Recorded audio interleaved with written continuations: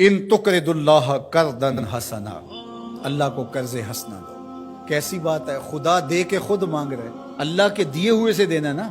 وَمِمَّا رَزَقْنَاهُمْ يُنْفِقُونَ، اللہ کے دیے ہوئے سے دیتے ہیں۔ ذرا دیکھیے، اللہ اس پہ ثواب دیتا ہے، اللہ کے دیے ہوئے سے دے کے اللہ سے ثواب لیتے ہیں، اور اللہ فرماتا ہے میں لٹاؤں گا بھی اور دگنا کر کے لٹاؤں گا۔ جو تم میرے دیے ہوئے سے دو گے اس کو دگنا کر کے لٹاؤں گا اور تمہیں اجر بھی دوں گا۔ یہ کیا دلاویز کہانی ہے۔ وَيَغْفِرْ لَكُمْ، اور تمہیں بخش بھی دے گا۔ واللہ شکور حلیم، وہ شکر گزار بھی ہے اور حلم والا بھی ہے۔ اللہ اکبر، اللہ خود دے کے خود کہتا ہے مجھے قرض۔ ایک دوسرے مقام پر من یقرض اللہ قرضا حسنا، کون ہے جو اللہ کو قرض حسنا دے؟ جب یہ آیت کریمہ نازل ہوئی تو ایک صحابی تھے حضرت ابو دہدہ رضی اللہ تعالیٰ، تو یہ آیت اتری کہ کون ہے جو اللہ کو قرض حسنا دے، اللہ اسے لوٹائے گا، کئی گناہ کر کے دے گا۔ تو وہ حضور کے پاس آئے اور آقا کریم کا ہاتھ پکڑ لیا اور کہا حضور کیا اللہ نے واقعی ہم سے قرض مانگا ہے؟ رب ہو کے قرض مانگ رہے، اللہ نے واقعی ہم سے قرض مانگا ہے؟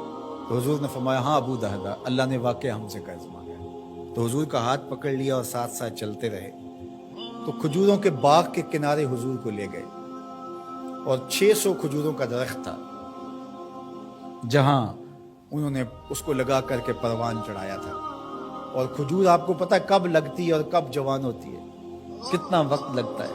پھل دینا آسان ہوتا ہے لیکن کھجور دے دینا یہ بڑا مشکل ہوتا ہے۔ وہ ہمارے دیہاتوں میں کہتے ہیں کہ جٹ گڑ کی پیسی دے دیتا ہے لیکن گنا نہیں توڑنے دیتا، چونکہ فصل کے ساتھ جو لگاؤ ہوتا ہے، جو ایک ربط قلب ہوتا ہے، وہ بڑا گہرا ہوتا ہے، تو وہ گنا نہیں توڑنے دیتا، اس پہ لڑائی ہو جاتی ہے۔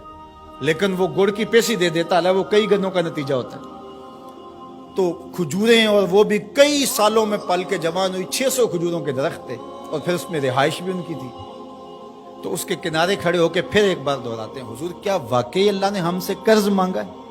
تو حضور نے فرمایا ہاں ابو دہدہ، اللہ نے واقعی ہم سے قرض مانگا ہے۔ تو کہا پھر سودے کے آپ گواہ ہو جائیں، یہ باغ میں نے اللہ کو قرضے میں دے دیا، یہ باغ میں نے اللہ کو قرضے میں دے دیا۔ اللہ اکبر۔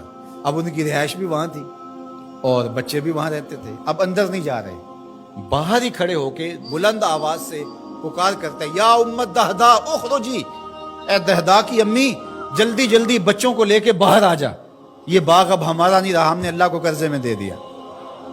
اب خاتون تو لڑنے لگ جائے کہ یہ اور کہیں انتظام نہیں کیا، یہ گھر بستا ہوا، یہ کھجوروں کا باغ لٹکتے ہو خوشے، یہ چھوڑ دیں، لیکن وہ بھی حضور کی درسگاہ کی پڑی ہوئی تھی۔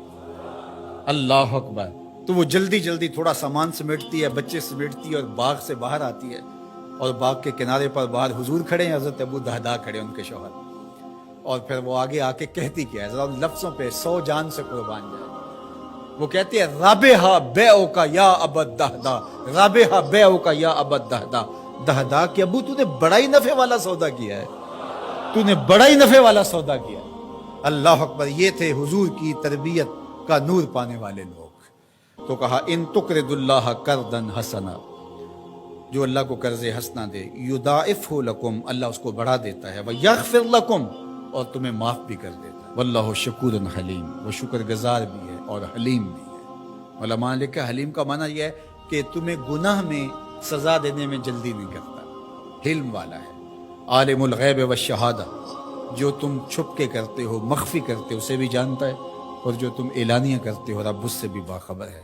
العزیز الحکیم، غالب ہے، اس پر کوئی غالب نہیں ہے، وہ حکمت والا ہے۔